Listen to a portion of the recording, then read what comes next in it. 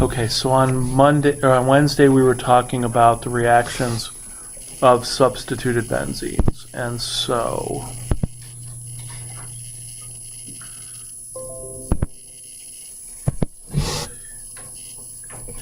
we broke these down into two categories. When you put a substituent on a ring, it causes that ring to react faster, slower than benzene. That was the idea of it being an activating or a deactivating group.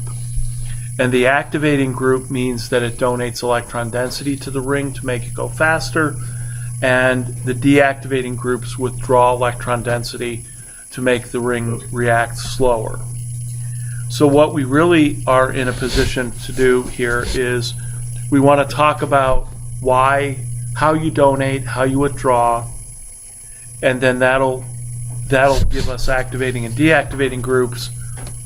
But then the other thing is when we add an electrophile to the ring, that group also does the direction. And so what position does it direct the electrophile to? So that's where we're at. And so here is a list of groups from 1 to 10. Those that react faster than benzene are number 1 through 4. This is benzene. This is sort of our baseline. And then everything on the right reacts slower than benzene. So these groups are our activating groups. The groups on the right are our deactivating groups. And next week we're going to have a quiz, so actual live in-class quiz. And I'll already tell you what you're going to need to know. You're going to need to know this chart from number 1 to number 10 in order. And we'll figure that out probably the end of class here on Monday. But we need to know that because we need to know the group. Is it activating or deactivating? And then we also need to know how it activates or deactivates. So this is the chart that we're going to use. There's probably some charts with some bigger or with more groups in it, but we're not going to necessarily use that. So as I said last time, because there wasn't really much we talking, there was a lot of me talking. And so what I said was, if you want to increase the rate, donate electron density into the ring because the ring's the nucleophile. You want to make the rate slower, withdraw electron density out of the ring. So how does that happen? That happens by two different mechanisms: inductive and resonance. So these are the two ways that we can push or pull out electron density. So I'm going to give you examples of these and then we'll see them. So first is induction. What does induction mean? It means when you push or pull electron density through a sigma bond. This is done because there's electronegativity difference between the carbon and the group that's attached to it. For instance, I take a benzene ring, I attach a bromine to it. What does the bromine do to the carbon that it's attached to? It withdraws electron density through the sigma bond, through the single bond, and through the electronegativity difference. And so therefore, this is an example of withdrawing electron density by induction. And so that's why the halogen slows down the ring's reaction. Example of pushing electron density into the ring. We've seen this before. Add an alkyl group.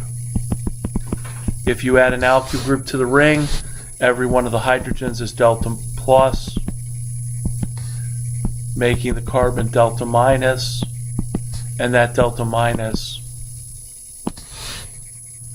then is able to push electron density into the ring.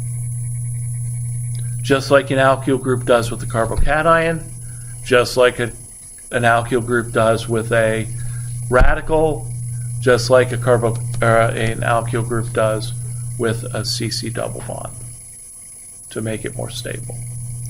So this is electron donation by induction. And we'll see a couple more examples of this. Now, induction is a pretty weak effect, and I'll show you the evidence of that in a few minutes. The other way to do it is by resonance. So by drawing resonance structures, you either push or pull electron density in or out of the ring. And so that's by drawing different resonance structures. So here is an example. What I'm going to do first is I'm going to try and use a generalized structure for as many groups on that list as I can. So if I remember my list, which I should, my number 1 and my number 2 groups are nitrogen, followed by oxygen. I'm going to generalize that structure as an atom with a lone pair. It's unfortunate that I used X because it's actually not that unfortunate because X may also be a halogen. But our O and our N are going to be represented by X. And there's nothing I can do to change that except white it out and put in a new letter. But it'll suffice. So when you have an atom with a lone pair attached to the ring, it pushes electron density into the ring by resonance. And here's how it does it. So what it does is you have the ability to take this pair of electrons, move it here to form a carbon X double bond, and then this pair of electrons moves out of that carbon. So there's now a negative charge. You do that again, and then one more time. So this is our resonance hybrid of these 3 groups. And in the end, what you've done is, yes, you've made the oxygen or nitrogen positive, but what you've done is you pushed electron density into the ring, making it more electron rich, making it react faster, making it activated. So this is activation by resonance, by the ability to write these resonance structures. And there's a time when I would have done this all on the board, all of these drawings on the board, and you would have feverishly tried to keep up. But hopefully nobody's head bounces off the table more than once as we're going through this, because this is pretty much how we have to do it. It's kind of tedious, it's kind of boring, but this is how we justify that we have activating and deactivating and the directions that we're going to do. Josh? I thought that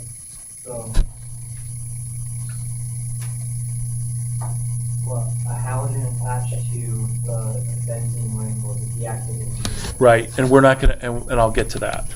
So let's not treat X as a halogen yet. Let's not treat it yet. But we will. So think of this X as either oxygen or nitrogen. And then in a few minutes I'll make it a halogen. So oxygen and nitrogen then push electron density into the ring by forming resonance structures. So that's why they are activating. I'm just going to go down the list. So they are activating by resonance. Now I'm going to have to go 2 slides ahead here. Well, actually, no. I go 1 slide, and then I'm going to jump 2 slides. What happens if you have a ring? If you have a ring, we know from evidence, the experimental evidence is that when you put a ring on another ring, it activates that ring. So the way we justify this is we say, oh, well, that ring now could now push its electron density like this, and then you would end up with a negative charge there. So one ring would be positive, while then the other ring would then pick up would be negative. Now, granted, I look at this and I'm like, really? Because how would a symmetrical system of 2 rings, why would one ring want to give up its, why would it want to become slightly positive and the other ring would become slightly negative? Well, we're just going to have to accept this, because this is the way we explain how one ring, how the ring activates another ring. So something like this happens, regardless of whether it makes sense or not, right? That's using the full authority of my power in the lecture to say, this is what happens. Okay? Despite the fact that I'm a little suspicious of this myself. But evidence is, put a ring on another ring, that ring reacts faster. So we can imagine something like this happening. So that's activation by resonance.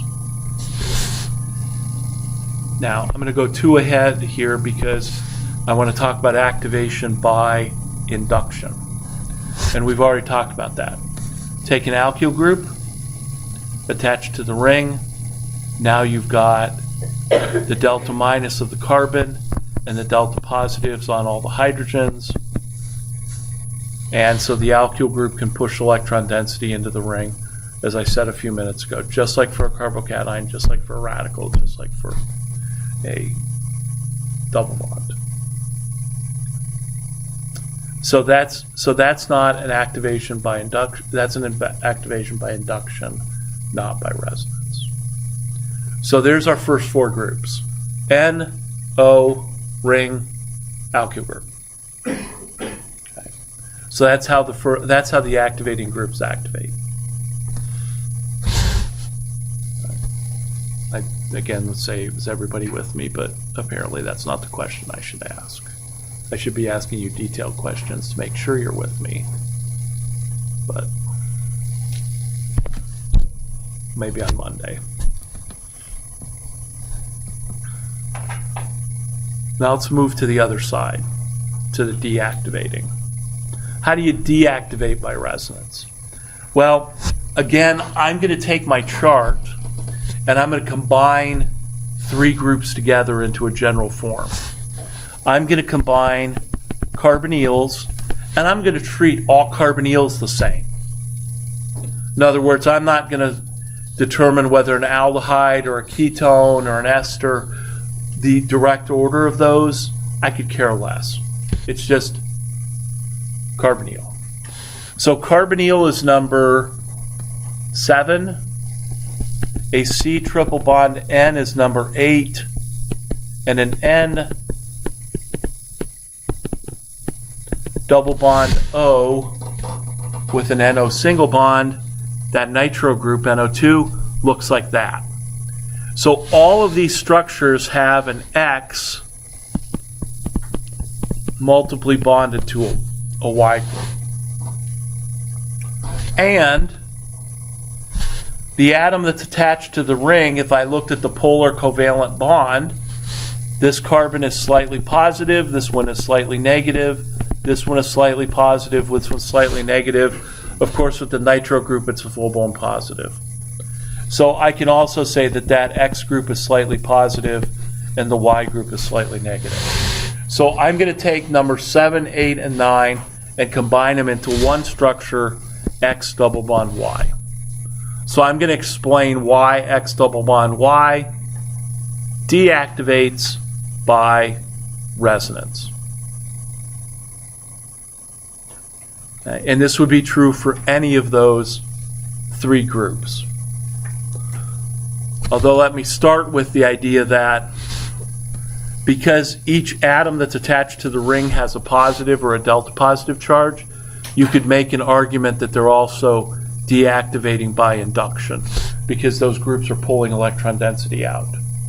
But resonance is a much more powerful force, and so yes, they're inductively withdrawing, but their more powerful force is to withdraw by resonance. So here's how that works. Take this pair of electrons in the ring, go there to form a CX double bond, and then move this pair of electrons up to the Y group so it becomes an X with a Y minus. That makes sense with the charges. So I'm making each delta minus atom negatively charged.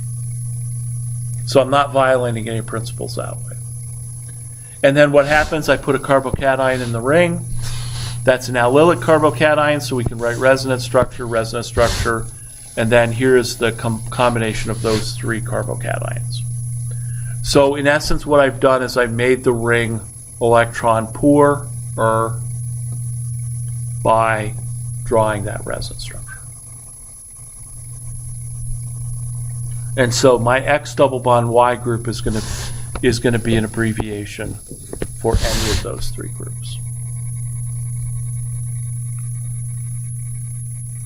So technically they withdraw by both induction and resonance, but resonance is much more powerful.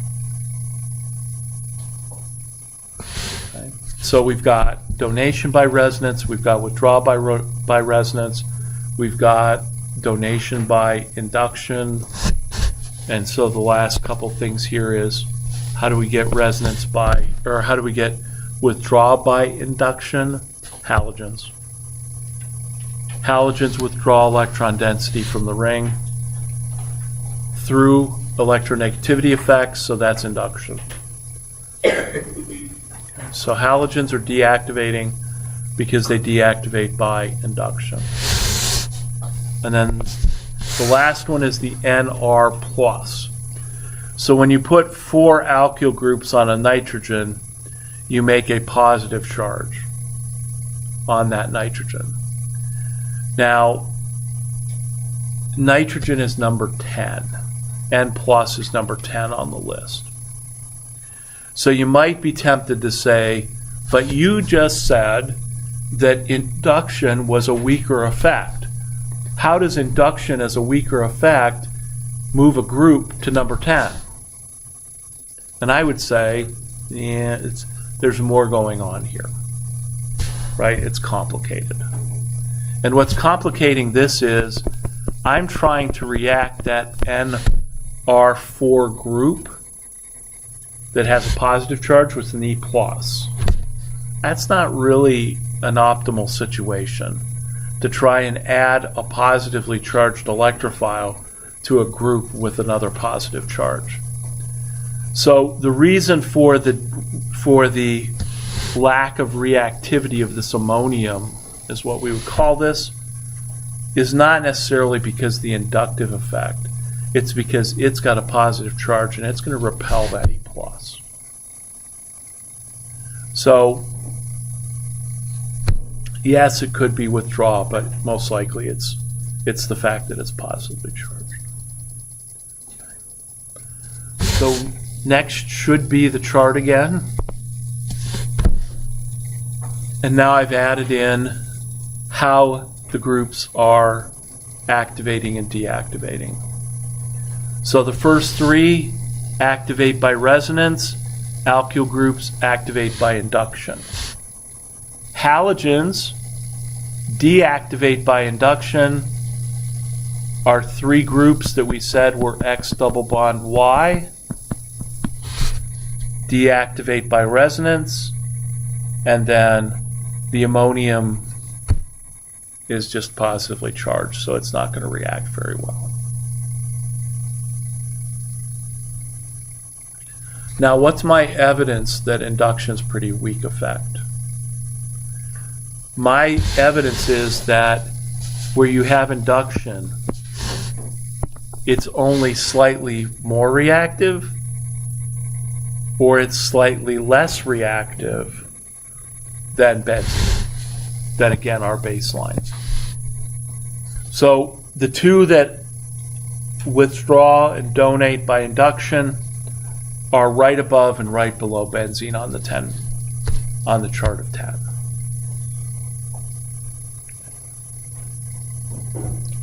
So that's experimentally what we find, and that's how we argue or explain how we get activation and deactivation by induction as well as by resonance. Okay. And at some point I may ask you just to write one of those resonance structures out and its resonance hybrid just to get some practice doing that. Right, but that's our explanation for this. So again, what do you have to know? you've got to know what are the activating groups, what are the deactivating groups, and how they activate by resonance or induction. So I'm going to have a table with all 10 groups in it. Oh wait, no, I'm going to have a table with only one group in it, hydrogen, for benzene. And then you're going to have to put in the 10 groups, and then you're going to have to tell whether it activates or deactivates, and whether it does so by induction or resonance next week. So that's where we're at with this. So this explains why the substituent causes the ring to react faster or slower. So now let's deal with another issue. Regio selectivity. I said Regio selectivity this morning. People were like, oh, where have I heard that before? Last semester or earlier. So remember, what is Regio selectivity? It's when you're going to do a reaction, you have more than one possible product that are structural isomers, meaning they have different names, and you choose one over the other. That's the selective part. So in this case, our Regio selectivity is going to be that when I add this electrophile, and remember, we've went through previously this week all the ways to generate the electrophile, which, if you got some spare time this weekend, you might want to put on some 3x5 cards, because we're going to need to know those. And where does that electrophile go relative to the group on the ring? Does it go ortho, meta, or para? So where does it go, and then is there any relationship or correlation to the group that's on the ring? If this was all random, I would say this is random and let's move on. But I think there's more slides after this, so it's not random. And I mean, is there anything in organic that's really random? Yeah, but it's still 50-50. It's not just like, oh, it could be something else. I don't know, maybe everything is random. If that's the case, you should probably be in my office asking questions a little bit more. But so there's a system to everything. So what's the system here? Again, what do? We go to the experiment, we do the experiment, we figure out what the major products are. So here's the correlation. When you have an activating group on the ring and you add an electrophile, you get ortho and para products. There's a distribution. The product you don't get is meta. So you get what are called ortho-para products. And so therefore, I'm going to call the activating group the ortho-para director, because it's telling where the electrophile to go. Right? The electrophile's coming in, it's saying, I'm in charge, you're going ortho, or you're going para, and you'll get both products for now. You could argue that there may be some steric issues here about the electrophile being ortho to the activating group. Right now, we're going to ignore those, and we're just going to say you get ortho and para. The one thing the director never does is say go meta, which isn't quite true, but it is for this class. Why? We'll get into that. Why? Because even then, it would be like, okay, here's the... How many times have I said, here's the pattern, and we're not going to explain why? Usually it's followed by, this is beyond the scope of this class. This is not beyond the scope of this class. So, I think the key thing here is you don't get any meta product. You can look at it that way. What do you think happens with the deactivating group? You get only meta products. So not only is there a system, but like so many things we've seen this year, it's the opposite. Right? Selectivity versus statistics, or Markovnikov, anti-Markovnikov, or Zaitsev, in what we'll later on call the Hoffman product. I mean, this is not unusual. So now the deactivating groups add meta. Okay. And that's what we find experimentally, and so our next question is, why? Why is it that activating groups? Oh, and by the way, there's one exception to all of this. And the exception is, let's see, is the exception next? Yes. The exception is when this group is a halogen, while it's deactivating, it's orthopara-directing. So that's the exception. Fortunately, that's it. There's no more exceptions. And this one we can handle pretty easily. But that's the exception. So halogens direct orthopara, but they're deactivating. Which is what you were getting to earlier, Josh, when you were like, well, how can a halogen... Now I'm going to go back to this slide, and I'm going to say this group can be an O, an N, or it could truly be a halogen. Because all of those atoms have lone pairs attached to them. So now I'm going to expand that to explain the exception. All right, and here's how we have to do this. And again, more tedious when I do it on the board because it takes up like 30 minutes. So we can be more efficient by just having it on the slides. But maybe not as effective. So I might next week have to have you do this for something and draw out all the possible resonance structures. But here's what we have to do.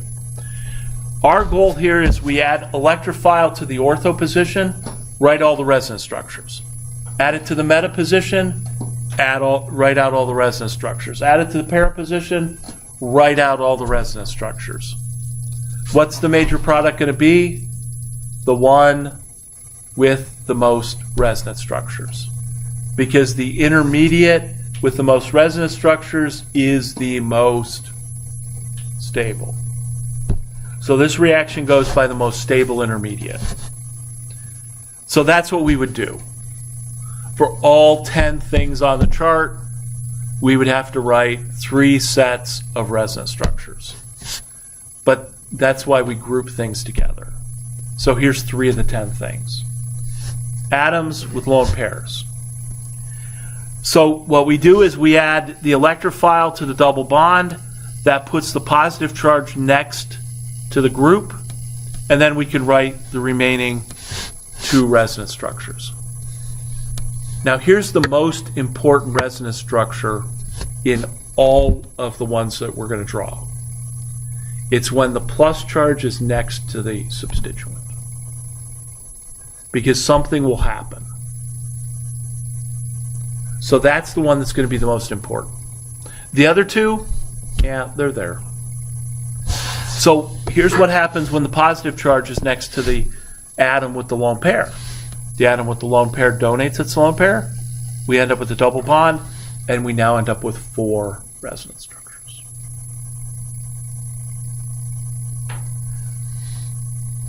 So whenever the positive charge ends up next to an oxygen, a nitrogen, or a halogen, it can donate its lone pair, and now we end up with a 4th resonance structure.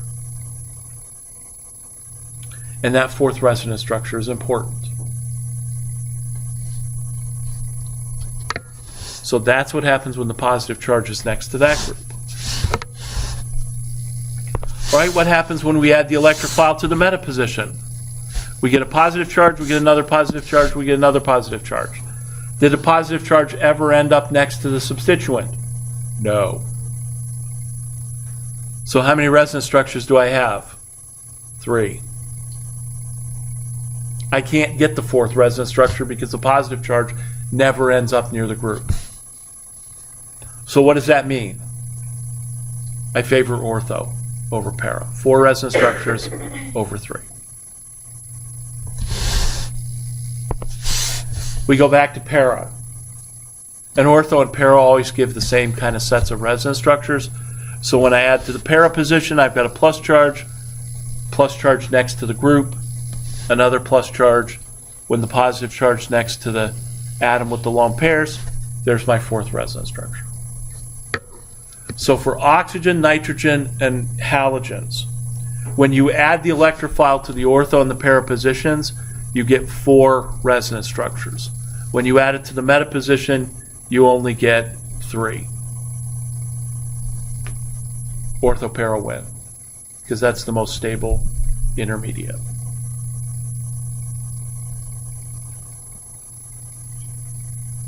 Does everybody kind of see how that works?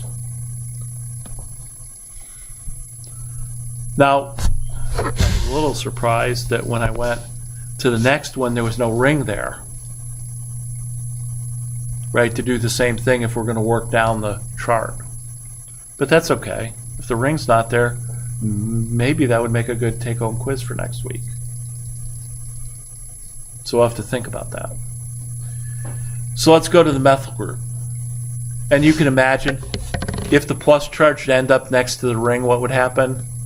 We'd be able to move a pair of electrons and put the positive charge in the other ring. So it's ortho-para directed. Now what about the methyl group? Because when I put the positive charge next to an alkyl group, I don't have a fourth resonance structure. So that kind of screws that up. Well, except that when you draw out all 9 resonance structures here, when you add ortho or para, you get a tertiary carbocation and 2 secondaries. When you add meta, you get 3 secondaries. So a tertiary plus 2 secondaries beats 3 secondaries. And then when you add para, same thing, a tertiary and 2 secondaries. So that extra tertiary carbocation makes the intermediate a little bit more stable.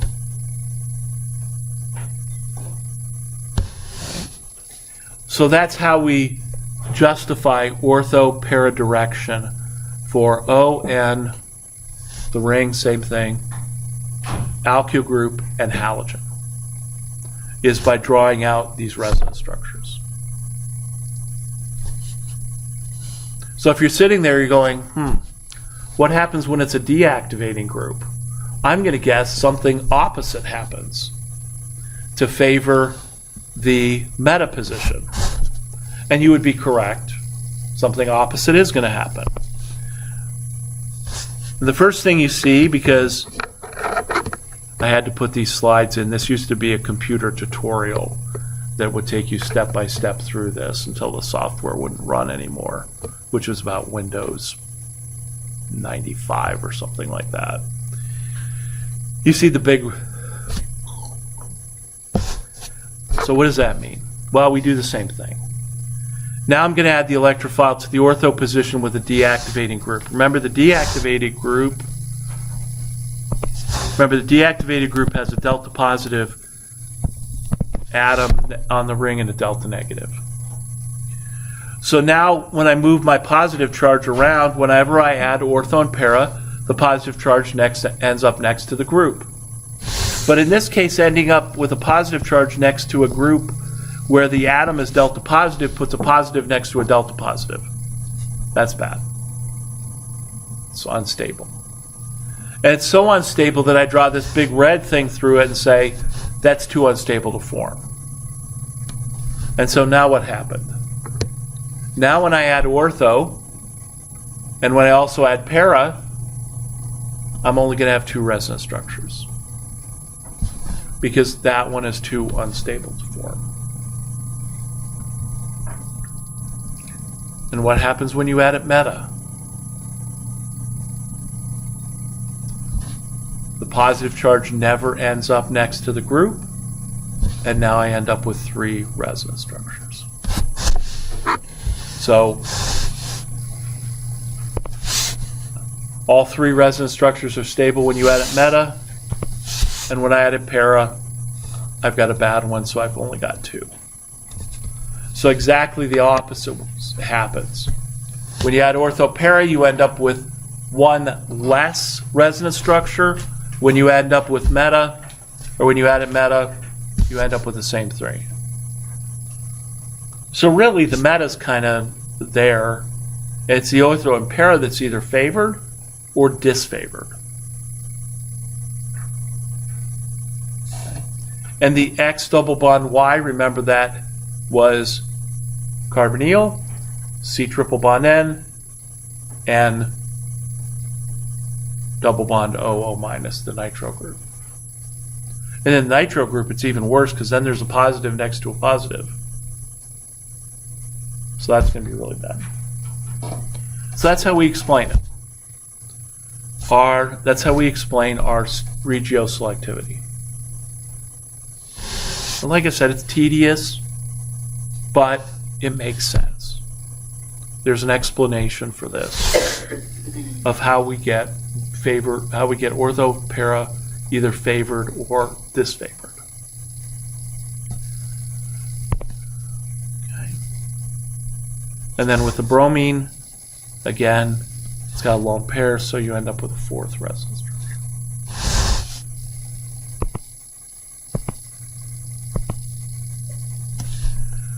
So why do we need to know this chart? Because we need to know what's activating, what's deactivating. And then I'm just going to throw in, you need to know how, and then you're going to need to know if it's ortho, para, or meta directing. So I think that's 4 columns. You're going to fill in all 5. You're going to basically fill in the chart. Number 1 through number 10, group, activating, deactivating, induction or by resonance, ortho, para, or meta directing. So I shouldn't waste any ink except writing the score of 10 out of 10 at the top of that quiz. Okay. Right?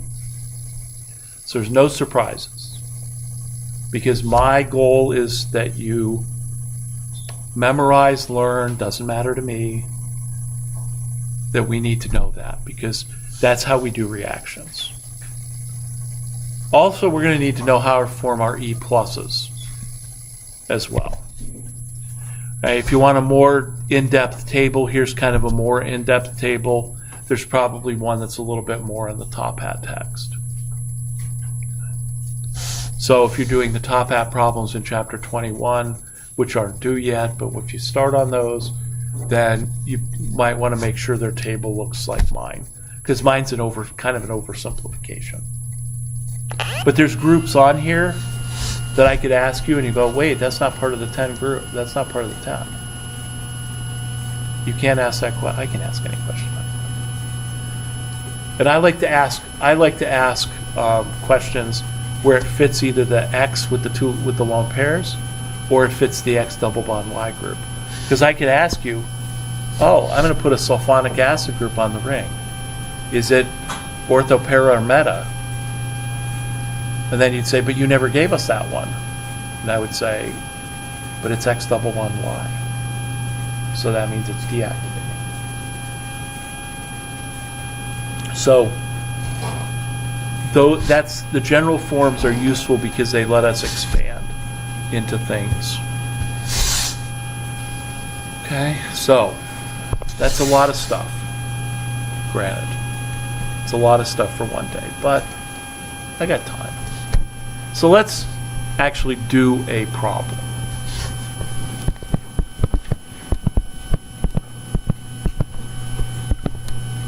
And so let's take a toluene molecule with a CH3 and let's react it with HNO3 and H2SO4. So we're going to react toluene with nitric acid and sulfuric acid.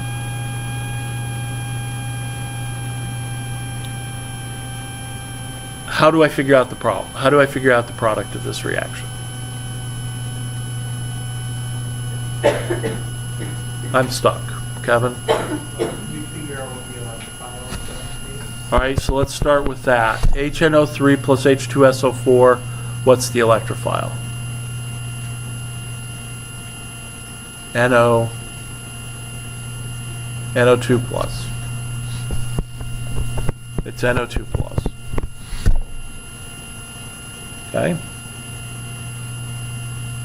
So that's the first step. Got to determine the electrophile. Where's it adding? Ortho, meta, or para?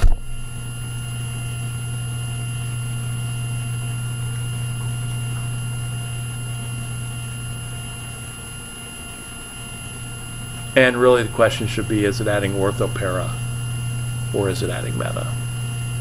Kevin? Meta.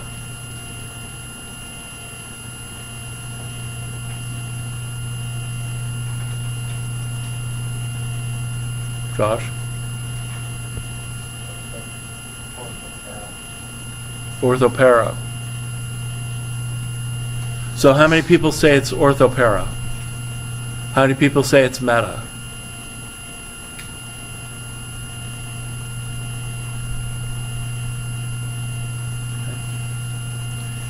So there's a reason why I give this problem. Because initially, when this is kind of the first problem that you've done, this is a good one. One of my former colleagues used to say that this was a question that was set to entrap you or ensnare you. You would call that a trick question. But it's really not tricky once we do one. Okay. So what we have to remember is that the group on the ring is the director. The group that's being added is not self-directing. Okay. So when you say meta, you're having the nitro group be a meta director and self-directing itself to the meta position, which does not happen. The methyl group, now you could have just confused methyl as being a meta director, but in this case, this is an orthopara director, and so it directs the nitro group. And the nitro group is one of the ones that you could confuse with an activating or deactivating group. So the electrophile does not self-direct. Whatever the group is on the ring, that's going to direct ortho and para. So I'm going to end up with my CH3 with my 2 group. The way we're going to write the product is we're just going to write both of them. So I'm going to get a mixture of nitrotoluene,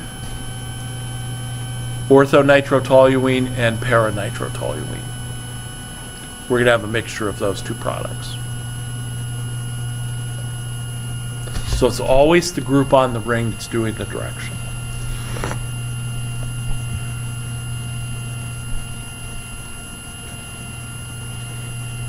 Now,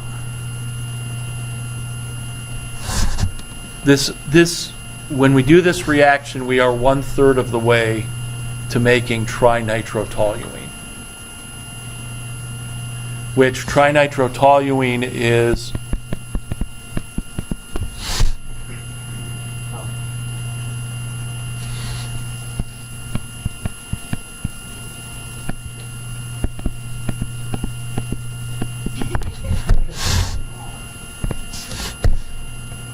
trinitrotoluene TNT, the explosive.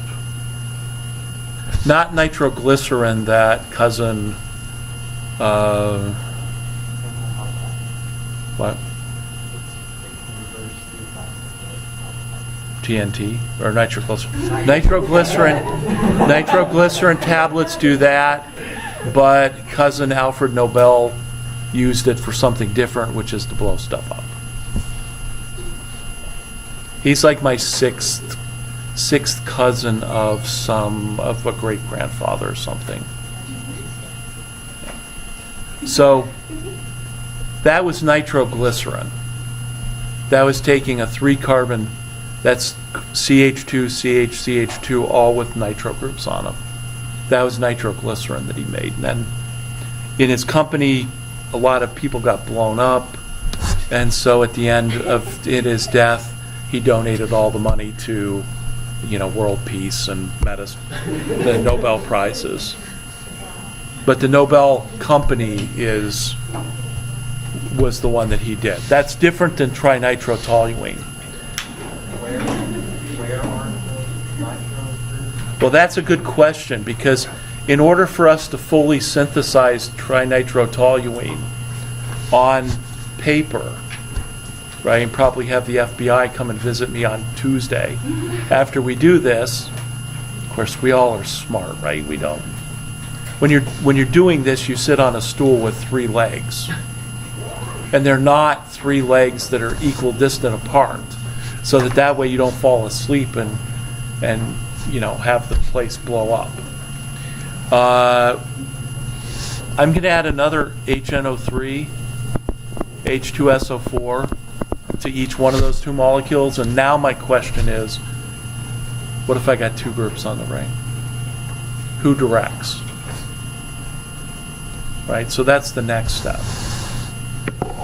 And who directs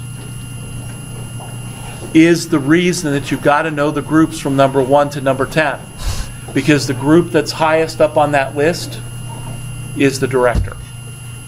So we'll finish this up on Monday. Most activating or least deactivating.